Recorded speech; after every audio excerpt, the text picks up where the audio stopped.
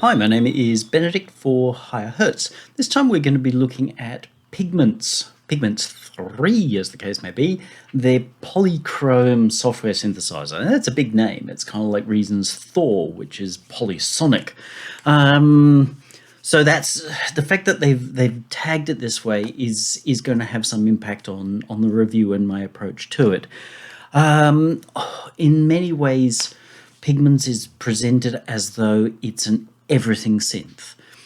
So that puts it into the same league as Omnisphere, Falcon, Zebra, Predator, which we're planning to have a look at, as one of those synths that can adequately cover everything.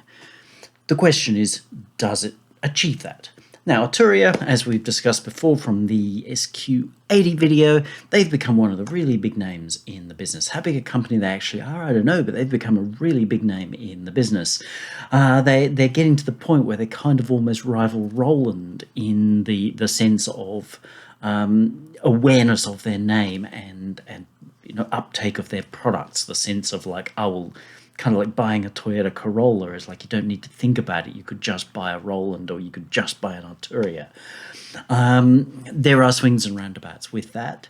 And I think this synth, along with quite a lot of their others, suffers a little from that. But nonetheless, they are getting the market penetration. They're making the bucks, and I don't think they're doing it badly. Interesting synth, covers a lot of ground, but I think there are some things that it doesn't do justice to. But so long as you're not getting it thinking that it's going to do that, when really it's best for something else, then I think that there's a lot of power to be had in the synth. It's $200 US, or $199 US, whatever that translates out to in your currency. You can get a demo. The demo is kind of fully functional, except it'll time out after 20 minutes. At least in Reason, I can't just delete it and reinstance it. I have to actually close Reason. That is a painful way of doing a demo.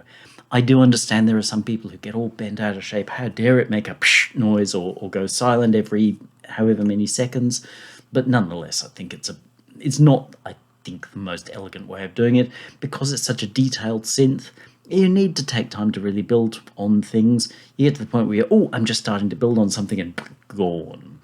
And you can't save it, so you have to start again, which is a little infuriating, but also with such a complex synth, a way of not really getting yourself to come to terms with it. So I think they may actually chase away some potential buyers, but a big part of their potential buyer space, I think, aren't actually going to really be programming this synth at all. I think they're going to be buying it for presets, maybe tweak a little bit of this and that. So in terms of learning to how does it really work before they buy it, to see if it's a good sound designer's investment, it's probably pretty minimal to them.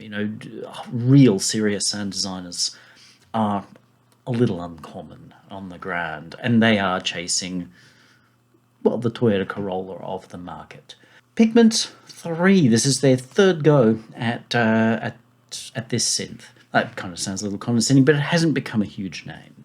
There are other synths that have become a huge name, but then it's also very difficult at the moment because, as we've discussed in a few other things, everybody seems obsessed with clones of something, even if they don't know what that original something was. So long as you can tell them it was important, they will just lap up clones of something or other, whereas something that's unique, that's going to bring something of its own, is very hard to get into the market these days.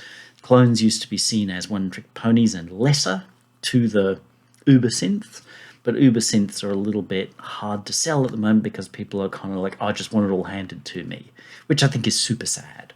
But what it brings, there's a new additive oscillator. They call it a harmonic oscillator, which is probably fairer than really calling it additive, because it's kind of like additive light. But it's a format that's being used by lots of manufacturers. Reasons Europa does this. Lots of synths do it this way. They're an additive engine, but you don't really get to do additive right from the ground up. Swings and roundabouts. There's a third engine which adds just another set of oscillators which are designed more as utility oscillators. Some more wavetables thrown in, some more effects. This one does bug me. Jupiter 8's iconic resonant low-pass filter. I think it's the least powerful or least effective part of Pigments. I think it's shining pretty well in the digital arena, but in the analog arena, I know it's all digital, but in the analog feel arena, I just don't think it really cuts the mustard. Extra routing, blah, blah, blah, blah, blah, some in-app tutorials, which I haven't looked at.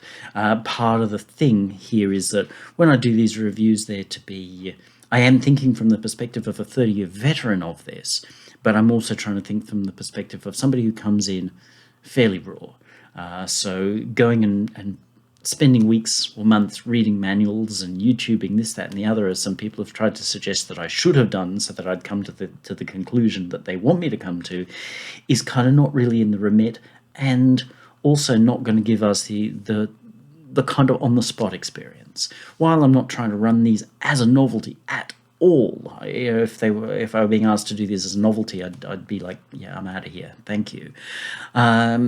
These are a little like those, singing teacher reacting to Bruce Dickinson from Iron Maiden or something.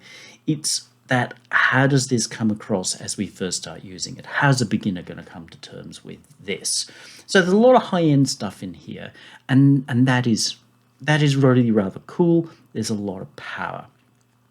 We might as well at this point, because I've covered basically anyway, go through the good and bad of the instrument in my experience so far.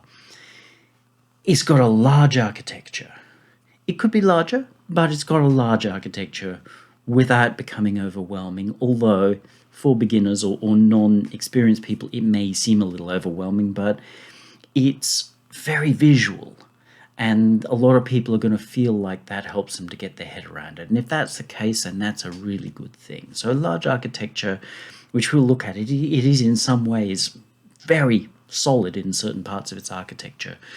It's generally a versatile sound, but it's versatile within what it does well, and I think not very versatile in what it doesn't do very well. So if you come into this thinking, and this is one of the negatives, if you come into this thinking, ooh, this is going to be giving me great analog sound, that Jupiter 8 filter, and oh, there's a mini filter and a matrix filter, it's going to be like so analog, man. I don't think it is at all. Now, maybe I've missed something, but I started there in the analog section, and I found the filters weak.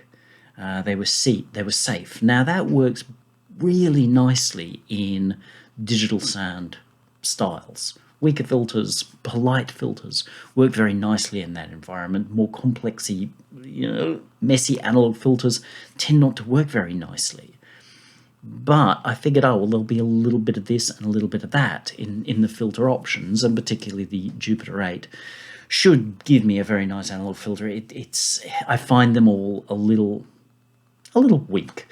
But that said, if you're using Pigments as a digital synth, as in doing the wavetable sample-based grain stuff and additive, then the filters work really, really nicely, and they're well suited to that. So good and bads, there's a lot in here. There's a lot you can get out of the synth if you put in the time and energy to understanding the more complex side of wavetable grain and that sort of additive engine, and you want that kind of digital sound of evolving things or grindier sounds that's a bit too much the fashion for my liking, then this will deliver those. So you then just need to go, well, is this the path I want to go compared to the other offerings that are coming in here? And there is the proviso that if you are looking for a very workable analog style thing, while this has got all the modulation and everything there, I just don't feel like it's a contender.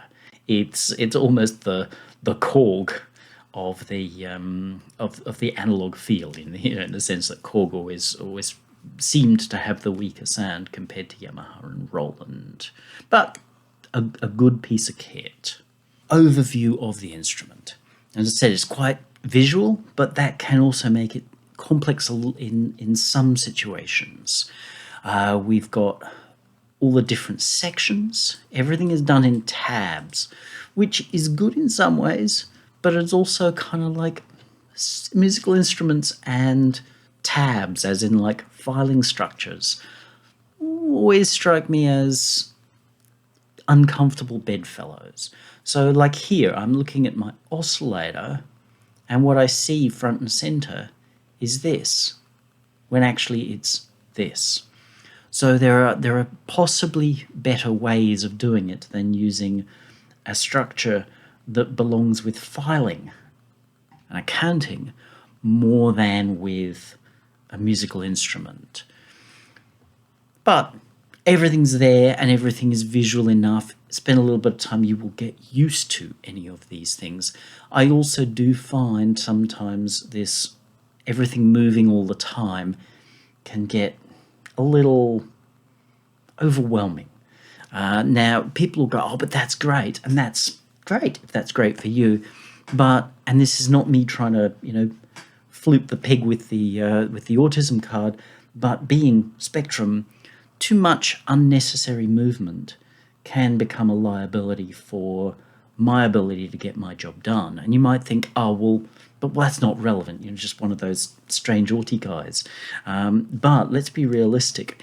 In music, autism is very, very common. Gary Newman. I bet we could go over lots and lots of successful musicians, record producers like Mutt Lange, Spectrum. Spectrum is part of why we get so good at what we do, why we end up with this kind of laser focus and pedantry about being fussy about the little details to deliver these amazing results. So if somebody were making something for a certain kind of mindset who is going to be that person who pushes the envelope, then taking Spectrum into account is probably not an unwise approach to have in the back of your mind, and that while making everything visual and flashy and moving all the time can seem super cool, it can also be a liability for the very people who are going to really be pushing your envelope. All right, opens up, highlighting that Additive Engine. Presets, lots of them. Lots and lots and lots. And this is only a small section of what's available in the demo.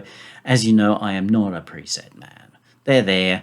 I did personally find a lot of them on the more harsh, aggressive paint strippery side of things, but that is kind of the fashion of the times. There were... It's very typical of the sound.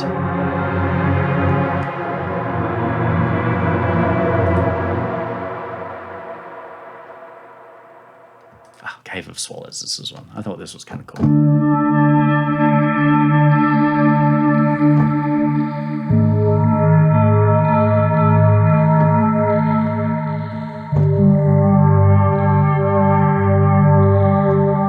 So nice sound, built out of the Additive style engine and the birdies. Let's just mute this guy off. Are built out of the analog style engine. So the modulation is definitely there to do these sorts of things. But nice sound. Huge amount. You can also open up the library through this way and go through different types and styles and what have you. I did have to phone a friend to find out how to get an initialized patch, as in a basic patch. That would be far nicer. You've got plenty of space up on the dash to put an init patch. If you want to pull in sound designers, one of the first things that we want to do is not be listening to presets. So we want to start with a patch that's doing nothing and then build our vision. It is there, but you have to go looking for it. Template, default. Bit of an annoyance, that one. It kind of suggests, yeah, we're not really catering to sound designers. We're catering to preset folks.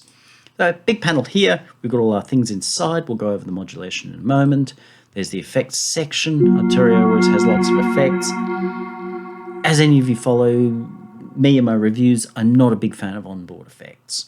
For some reason, I don't think it's where the magic's at. But they're there, and they do fill out the sound. So you've got an effects A, which can have 3 toys in it, an effects B, which can have another 3 toys in it, and then an auxiliary, which is a send. Why they don't call it a send, I don't know, but maybe it does stuff that makes it more than just a send. And that can have 3 toys in it as well. So in terms of effects, you've got 3, 6, 9, so you can definitely pile on the effects. And seeing that such a digital sounding synth, effects do become a really important part of that. So if we take our sound here,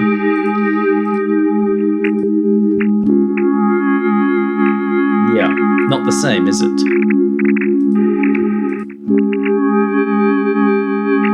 Well, I do like those birdies without the effects.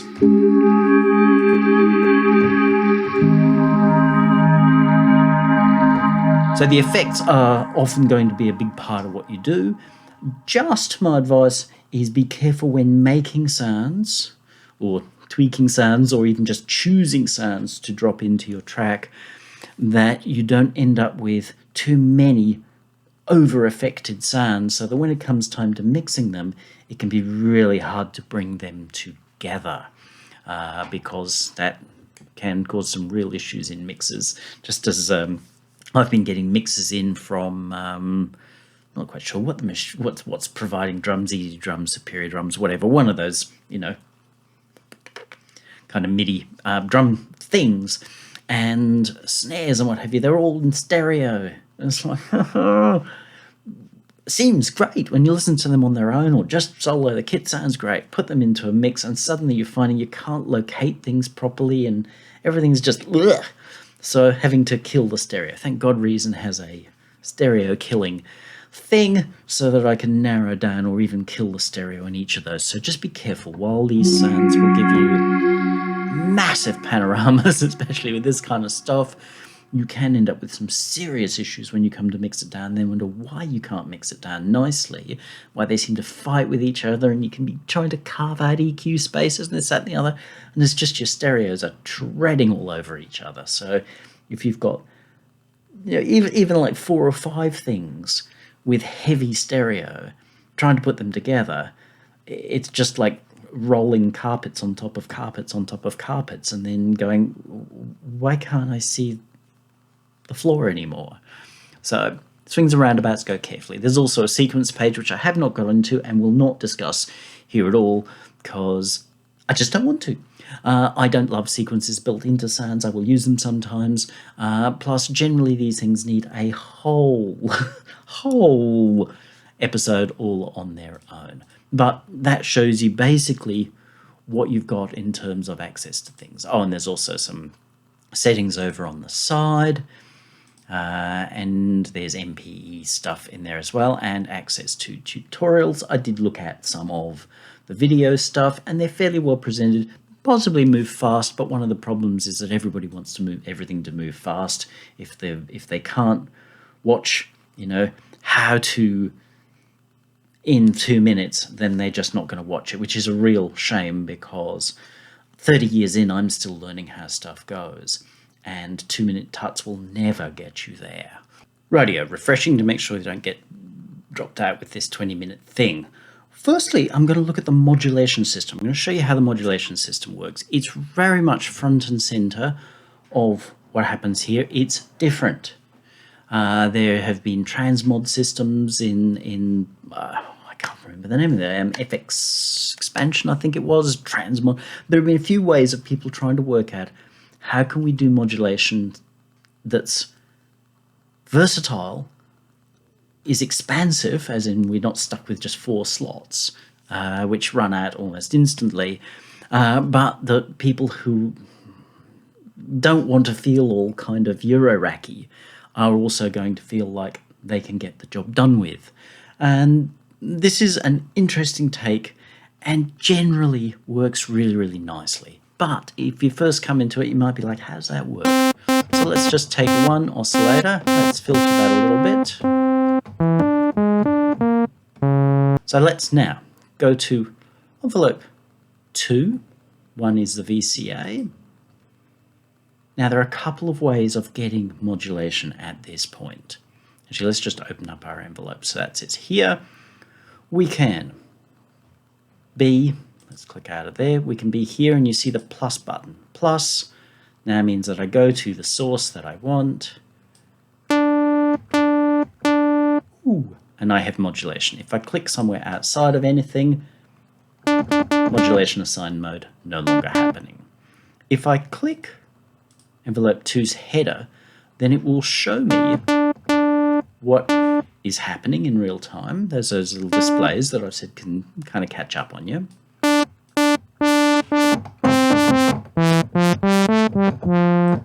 You can see on the ring what's happening, but we can also do it another way. So if I get him in here, kill that modulation. Not very exciting. But if I go, yep, I want modulation from envelope 2, I click its header. Now, whilst we're in this mode, if I change the cutoff, it's as it was. But if I go to the ring around it, when it highlights the color of the source. I now have an assignment. And because this is now being used, it shows up here. Now you'll see that as I move over things, rings appear and disappear. That's part of the constant flickery flashiness of it, which I find annoying at times. Not enough to say I wouldn't get the instrument, but just enough to say, So all the modulation works on that pretty simple approach. So we go again, LFO. We can find something we want to LFO8. This. Alright, it's happening, but it's happening too slowly for my liking. You can get into... They're calling it sidechain. I just don't like that. While you may be able to make a technical argument for it being correct, that just ain't the way it works. Sidechain belongs to a whole other thing. I know that sidechain is the coolest thing ever to a certain kind of person, but it's like, gee, if we don't get our terms right and we invent new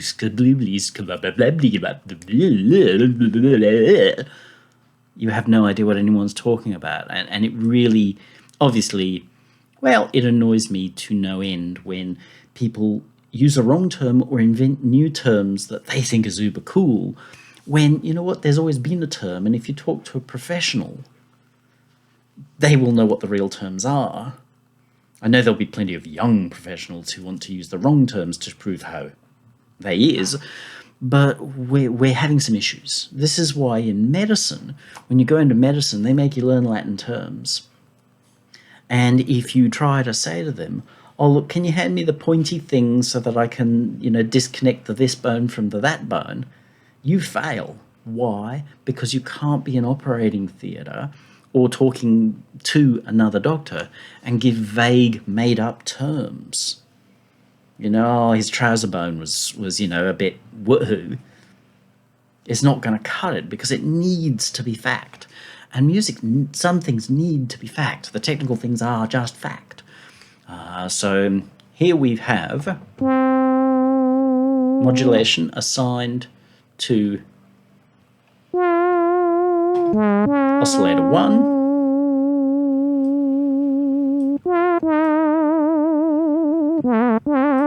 and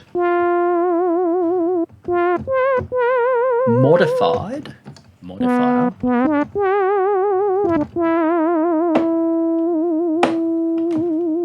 by the mod wheel.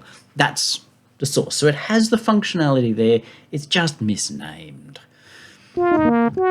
People might go like, why get upset about it? But it's like, now there's no reason that you can't use that then to choose an envelope shape. So let's choose envelope 2. Now I'm sick of using my mod wheel.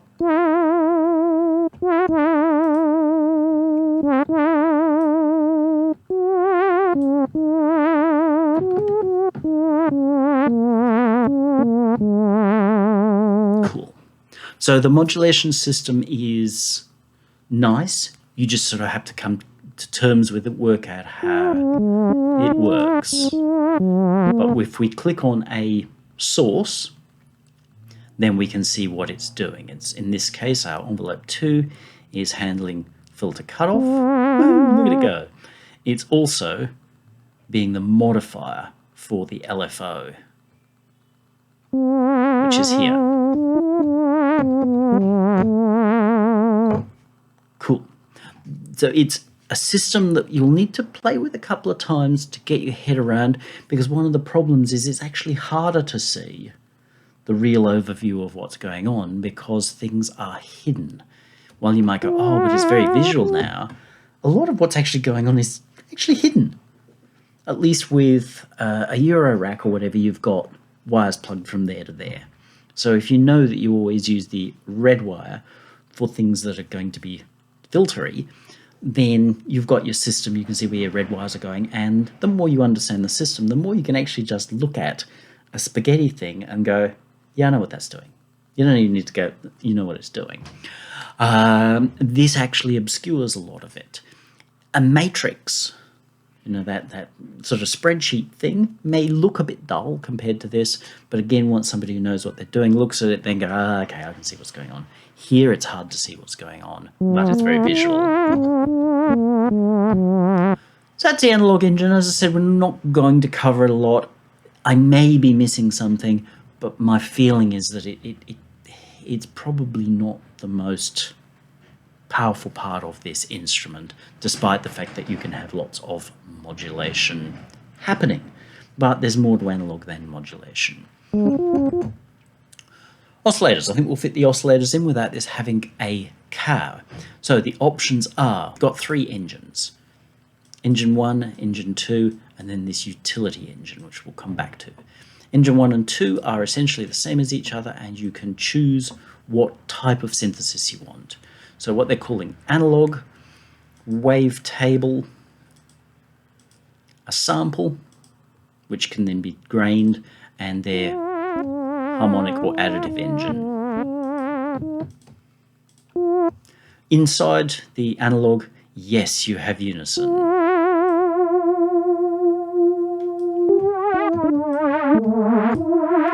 Classic mode. Chord mode.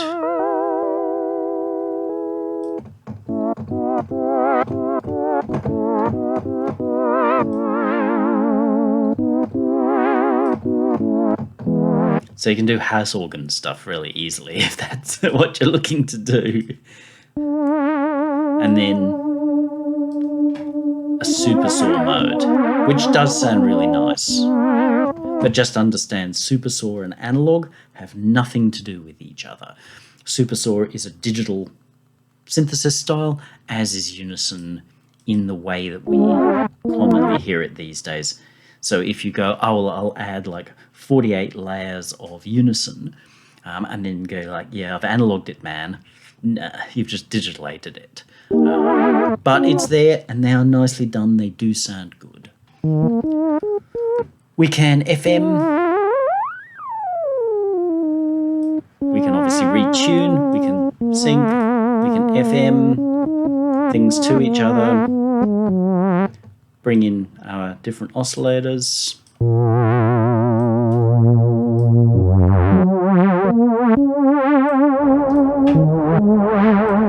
Add white noise.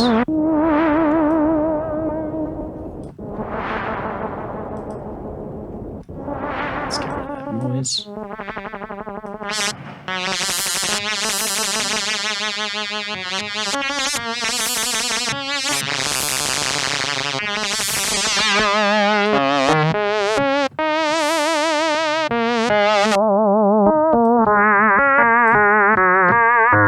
So we can do simple FM. It's not going to replace a DX7 by any stretch of the imagination, but we can do simple FM in here as well. And that's kind of cool. Think of it as an added texture. So that's nice. The next one is the wavetable. So the wavetable is the serum thing. Wavetables have been around way before Serum. Microwave being obviously the famous one for wavetables. You can take an oscillator form and let's just reduce our LFO just a little bit.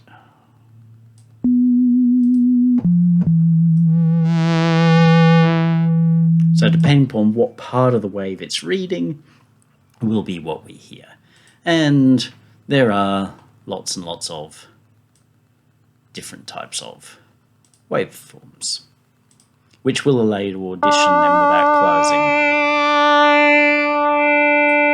And you can turn off the morph.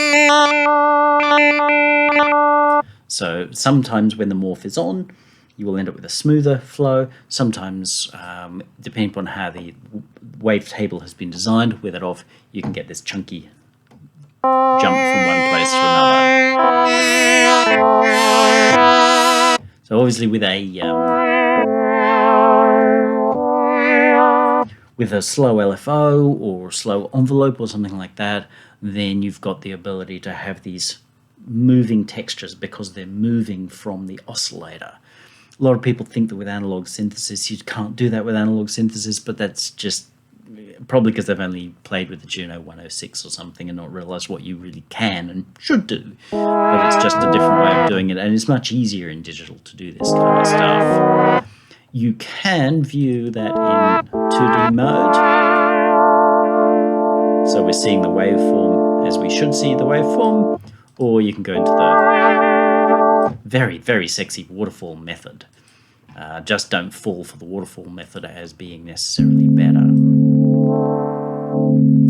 You can also bring in your own sounds. So this is a sample I opened with my own sounds in it,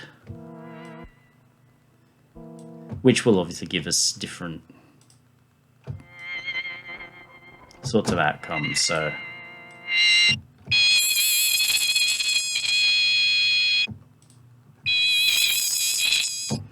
ordinary samples you can import and use, but you may find that a lot of times either they're too short or don't give you the full wavetable experience, but it all depends how long the sample is. While that sounds horrible as a secondary sound source, these sorts of things are very nice in a digital synth for texture. So pretty versatile. Ooh, that's an interesting looking thing. Now there are a whole lot of modifications that we can do. Let's go back to fairly simple basic waveforms. Is probably the way we want to go.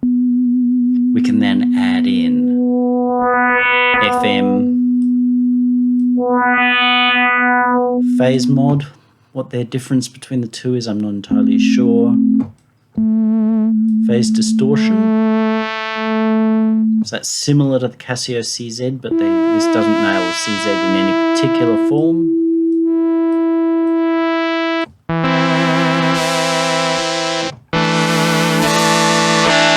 And then wave folding. Wave folding is normally a nasty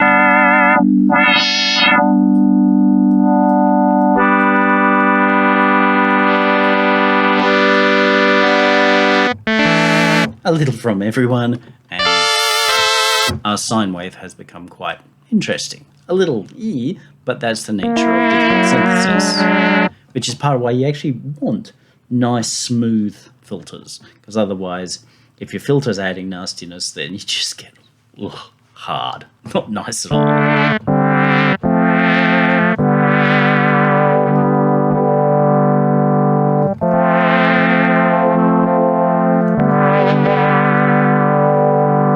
So if rather than, actually no, let's bring in another envelope here. So if we bring in envelope 3, and we move, let's say this position here.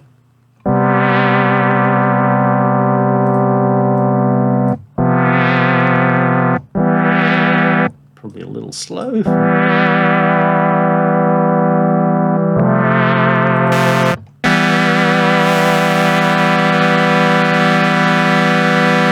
So you can hear the timbre change. This will vary tremendously depending upon what you're using as your source, which is why often a lot of the source waveforms in this kind of wavetable synth will tend to seem very muted, because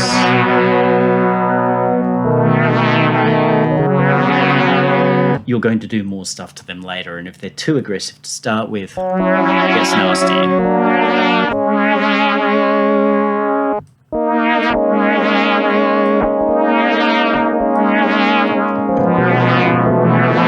Now that's got no effects. If we add some of these in,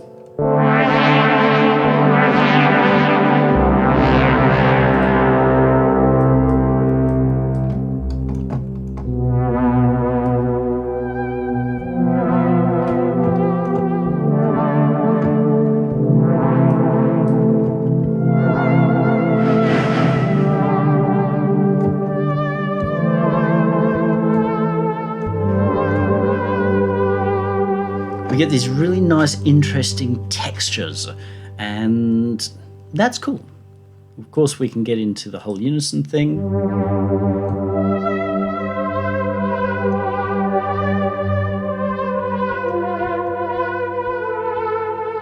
And that's a nice sound. It's quite simple. But digital synthesis is actually not so much about filters as it is about oscillators. It's creating interesting oscillator forms, which you then do a little bit of taming at your filter point.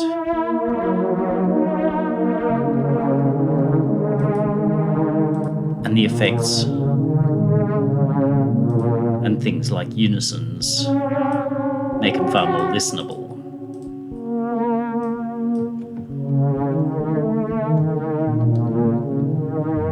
So ultimately we can end up with something that's in the Jupiter 8 space, but we've come at it in a different way. Nice engine. I do like the Wavetable engine, but it sometimes takes a little bit to sort of get there to find what you want. It's cool. You've got your modulator as well. Sorry, I hadn't covered this guy, which is this source here. This is the FM.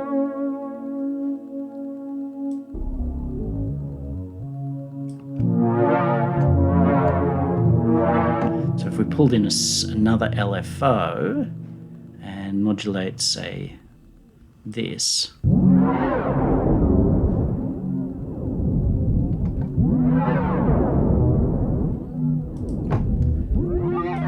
And then let's go with that. No, not that.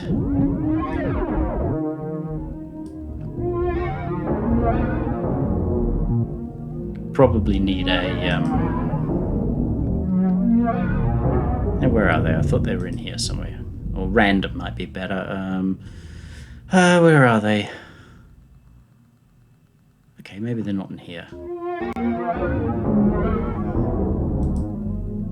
Actually, it only seem to have the 3 envelopes. Maybe it's something else I was thinking of that has MSEGs. I'm not sure whether I've got MSEGs in here, which is a shame. Whoop!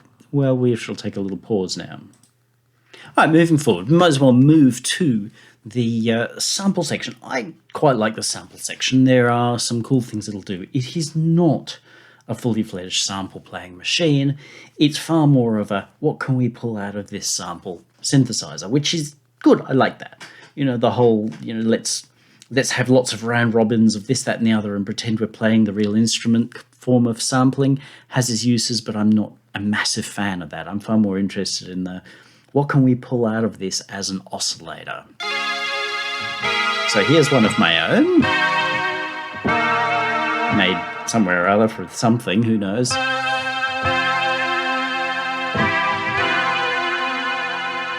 That's just using it as a straight single oscillator sample. We can get in and play around with how the sample behaves and all of that. That's cool. We can also play with maps. I haven't read or looked at a lot in this as to how it goes, but it seems reasonable enough like it's going to work. So we can set to key maps. We have a few slots, A, B, C, D. I've only got something in one slot. You can have it so that it'll pick slots randomly or play them with a round robin. It seems like we have a knob to be able to pick different samples, and a velocity map as well, so that we can move through our samples with our velocity. But single amuses me the most.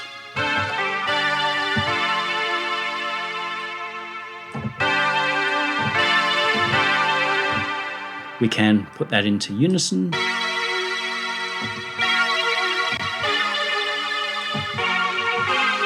But with a sound that's already got tons of stereo and was unisoned possibly in the first place,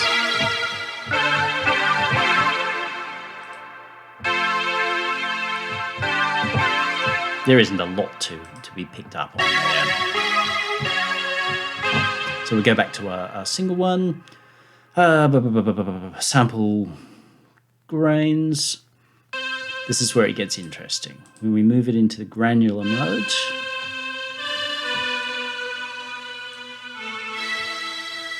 it's now playing lots of little slices, and we can tell it how many slices we want to play.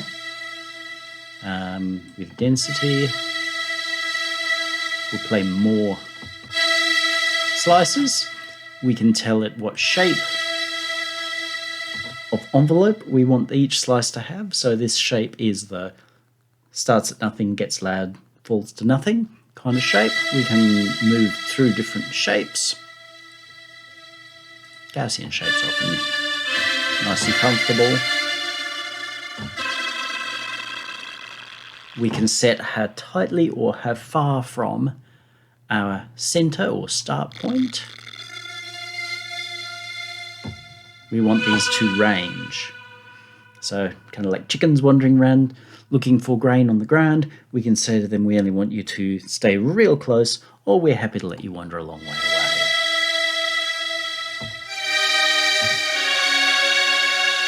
We can set how far the size of our grains are, how wide they go, and how many grains that we allow having. One is not doing a lot.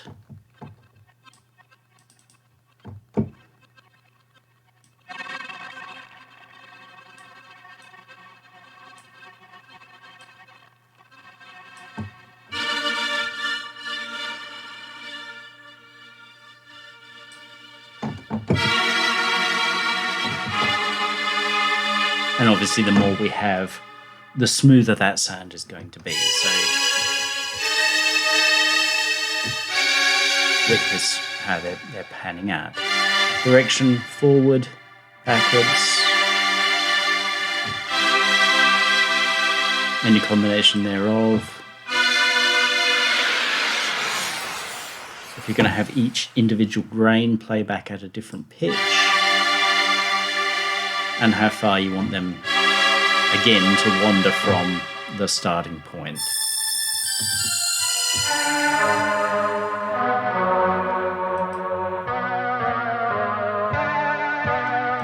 Now that's a sample that's probably got reverb and chorus and all kinds of things baked into it. There is effects happening here. Nice. Swap it now to granular, so as in multiple playheads.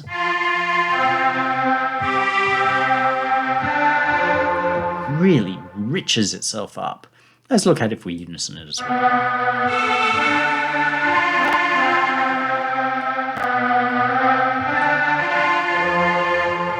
Doesn't add as much as you think it's likely to. So you get more out of your effects.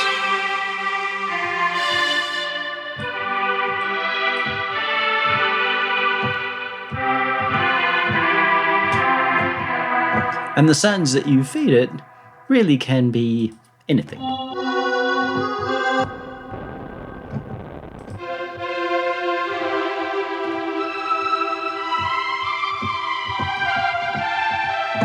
And this is why this form of synthesis is used so much in film or soundtrack work.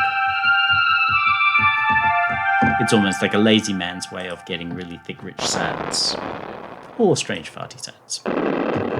They're very short sounds, so they're not oscillator forms, so they're not particularly suited to this.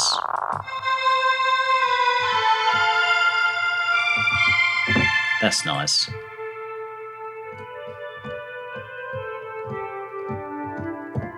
That's the guitar sample sound that you heard in the review for Tal's sampler.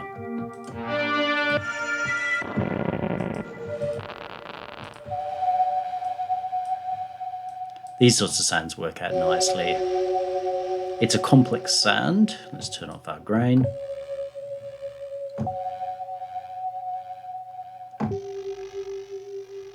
Put the grain back in.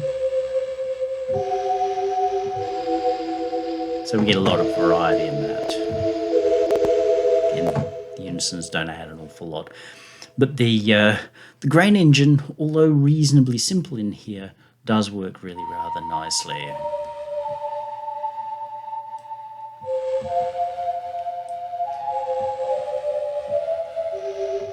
Now I can't recall, or maybe I've not even...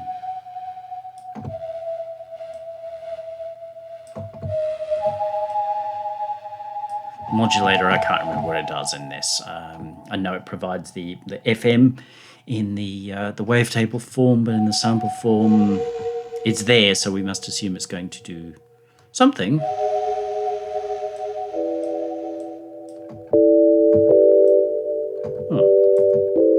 Seems you can just play it. And that's fine. That I would have assumed would have come through the utility oscillator. But there is sense in having... Because granular can pull things out of tune. You can lose your sense of a fundamental, and you can easily end up with a sound that sort of feels like it's not really held anywhere. So here we've pulled in a fundamental.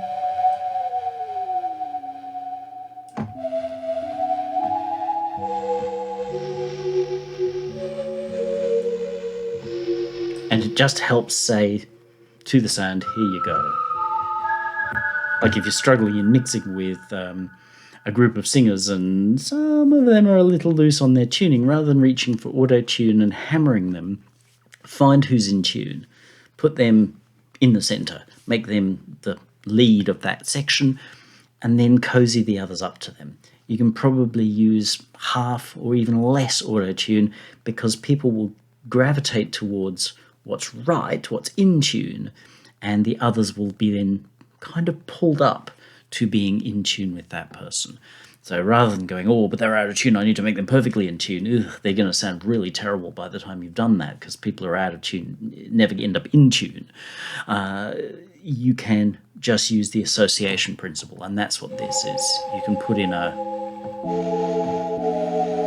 core sound. You can make it loud if you want, no problems, but the idea there often is that it sits just below, main conscious hearing, and it helps take your granular sound that might have become a little too airy-fairy and give it a sense of belonging somewhere. And that's a nice thing.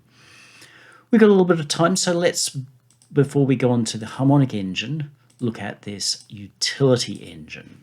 The Utility Engine, as I said before, it's just a couple of extra oscillator forms.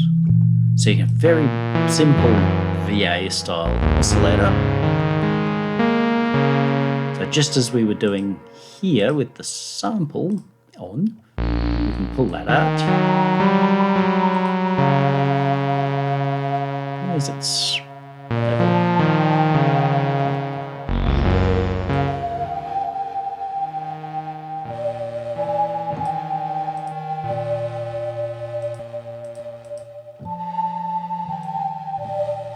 So we can use a utility to do that. Or we've got, well, they call them noise, but you can pull in, and they are noise actually. Let's just kill that off.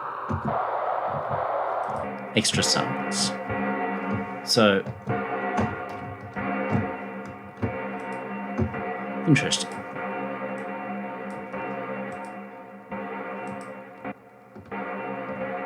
So you can control how they handle there. You can set it to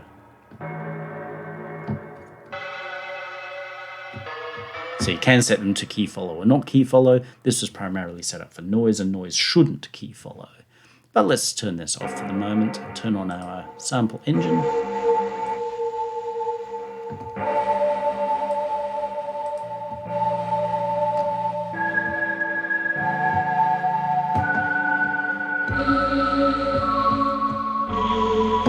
So rather than feeling like you need to make the whole sound in your one engine, and your one engine can't do everything, then you've got your utility engine,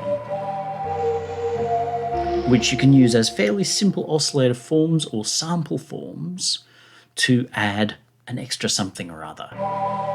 So you hear that with this digital foundry, that it's giving us a nice noise. Or let's get the oscillator out.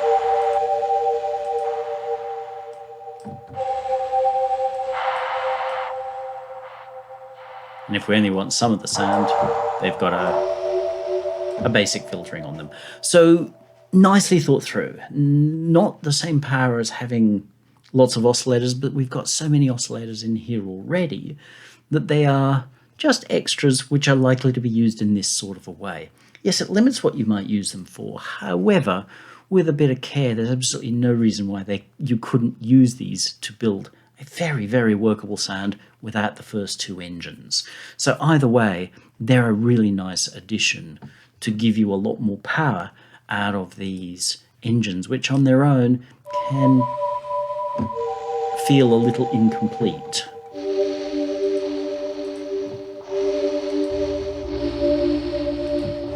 Hear how that's bringing a warmth, a richness into that sound. Cool. That is good. This is where this synth really shines.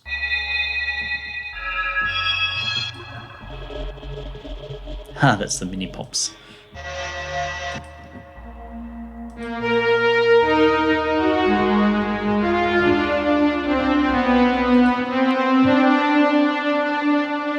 Kind of sounds flat once we pull out that utility.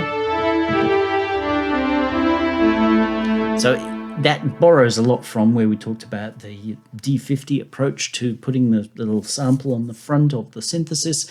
Gives us this great richness, and it's using the old analog synthesis form of putting a little bit of noise inside a sound to make it seem like it's constantly moving around.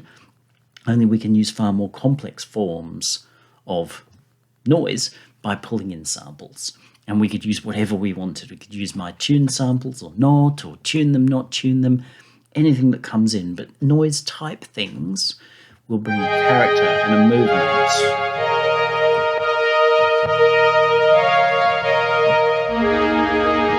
Yeah, we got a hum there. That's probably from this. Flat. Alive. So very, very nice to have. Let's take another break. So the additive form.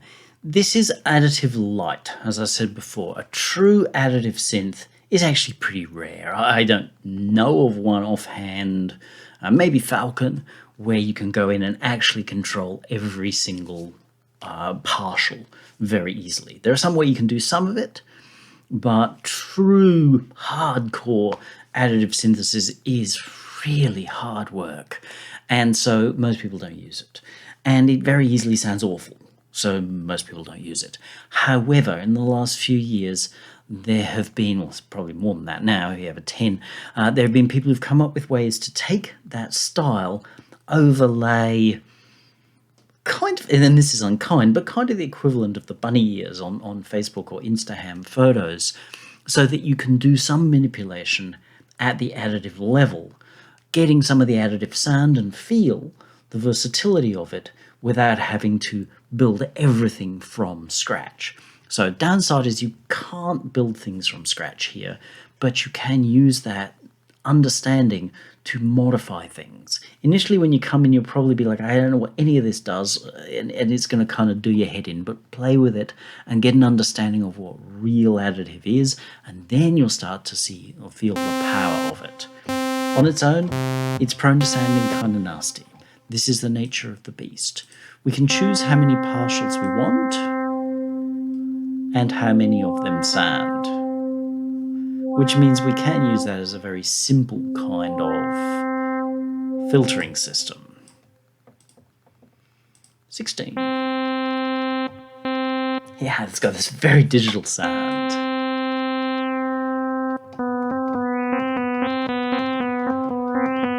Especially at the cutoff point. If this were to go in whole numbers, we'd just hear them chop in and out, which can be a very cool effect. But if we go up a few more, then the nicer it gets. As we come here, if you listen very carefully, you can actually hear each of those partials coming in and out. But we won't overdo. 128 is plenty to be going on with. Understanding additive is understanding the fundamentals of sound, which helps you understand the fundamentals of music as well. Every sound has its fundamental, which is normally the frequency associated with that note. So 260, 64 kind of thing, hertz. And we can then see our overtones. So each one of these lines here is an overtone in the harmonic series, referred to as partials. This is a correct use of the word partials. Thank you, Roland. So the level, not volume, but the level of each of those partials in the series will actually inform how it sounds. And the more we have these partials up here, the brighter, the more digital, the more nasal, the it sounds. So the first thing we'll look at here is similar to our partial level counter there, is the tilt.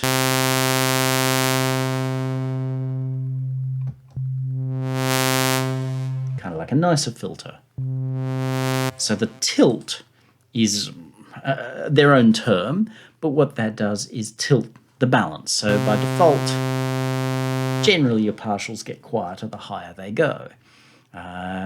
But if we have them as flat, this doesn't seem to go fully flat, yeah, we get that really hard pulse width, tiny narrow pulse sort of sound. It's not pleasing. Let's hack a little off the top. Or tone it down.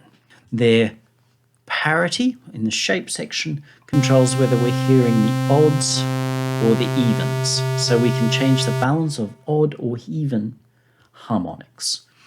So, square wave. Kind of a square wave. Putting the both together is a sort of a sawtooth. In this case, it's a bit too bright to be a sawtooth. With the tilt, we can choose where it starts to roll off. So we can have an aggressive tilt if we feel like we're just getting too many overtones up here and it's getting too brittle. We can use our tilt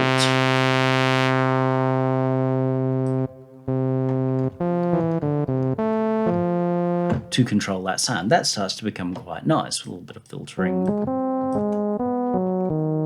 It becomes quite nice.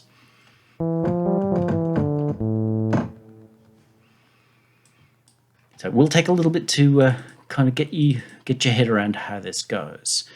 There's then the imaging section. I know there's a bit in the middle. We can set all our odd overtones to one side and our even to the other. So we're playing with stereo.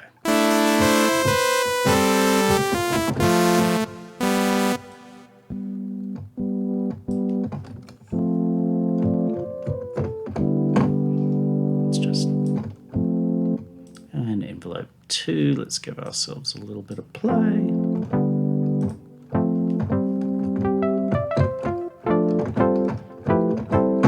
So we get that nicer sort of wide piano type sound. can look at random, in that we're constantly moving those harmonics backwards and forwards. That gives us a fairly natural sound. Or periodic.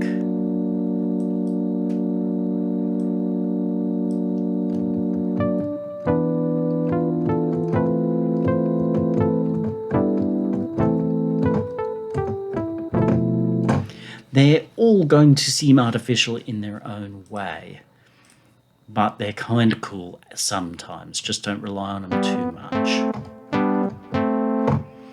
We've then got this section in the middle where we can choose some filters. Now, these filters don't behave the same way as a filter like this fella. These are like comb filters, only they can be lots of different shapes. Let's just choose this guy. If we see how this shape now appears here, it bites into the partials, makes some of the partials go away. We can choose where we want that to sit. So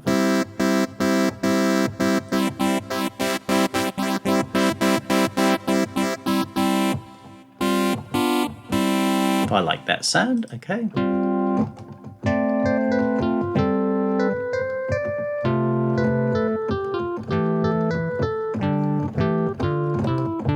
Little bit of drive, I could be Stevie Wonder.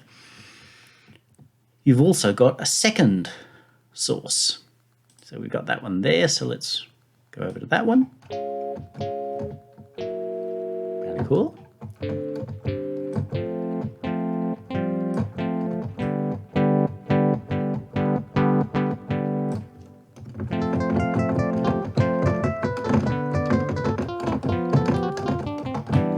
So if I were to set my velocity to this fine fella, we could also set some velocity to section maybe.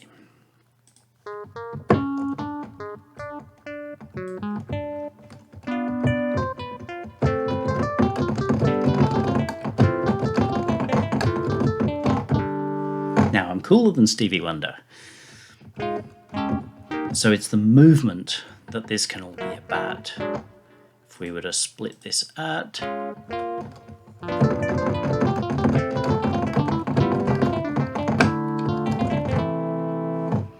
we can get some really nice sounds which are able to be unique. If we wanted to get rid of some of those highs,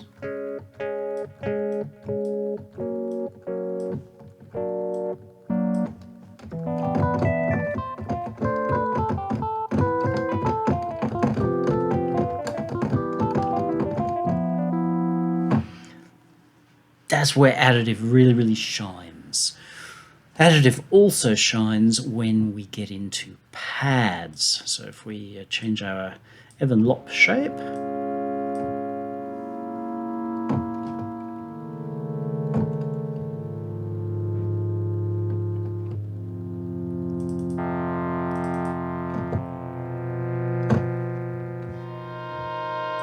give ourselves a different shape here.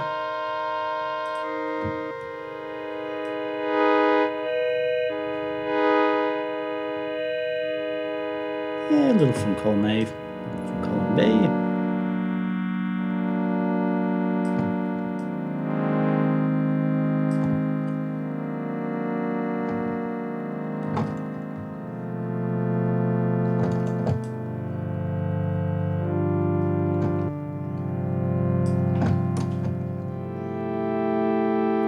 Now, if we don't want it to seem so musical, we can change our ratio. Which means that all my overtones now are half of the distance of where they should be. Sounds kind of nasty. We we can drag them into negative territory. But if we bring in our utility engine,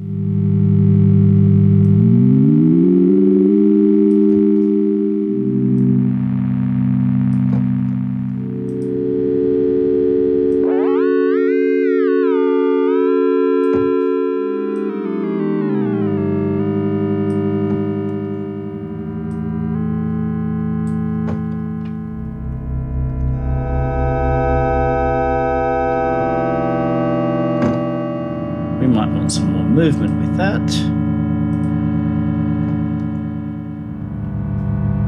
That's nice. And of course, with our effects,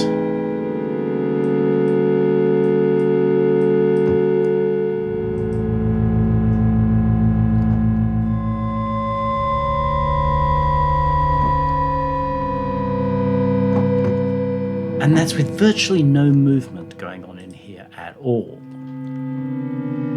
If we start adding in movement,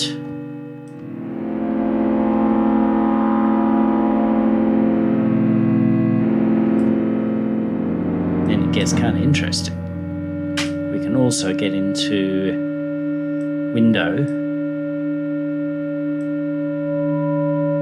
which pulls. Let's actually get rid of we'll turn our ratio to where it should be, and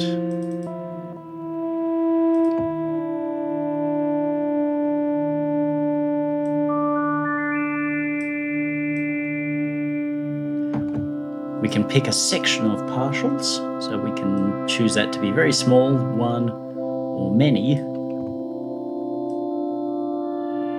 Turn them up or down. Pick where we want that to be.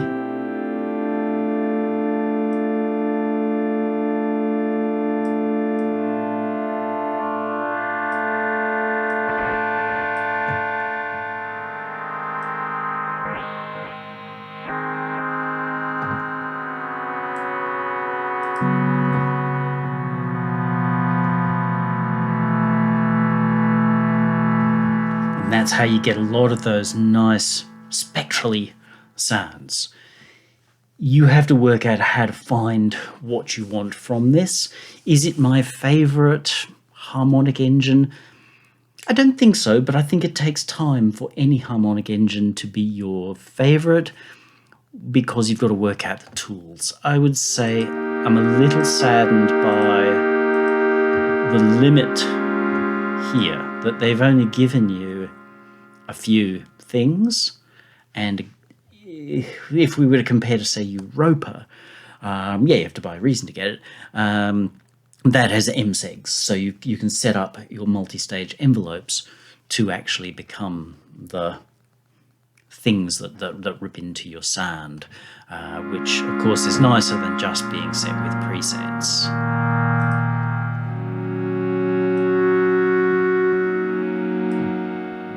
But again, understanding that most of the people who are buying this are probably going to be looking for the simplest way to do it, presets is probably what's going to appeal to them.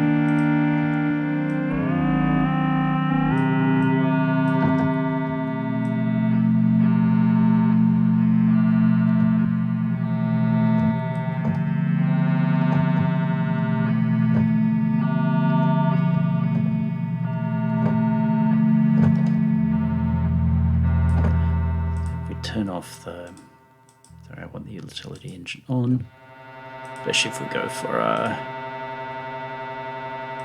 we liked that one before, Foundry.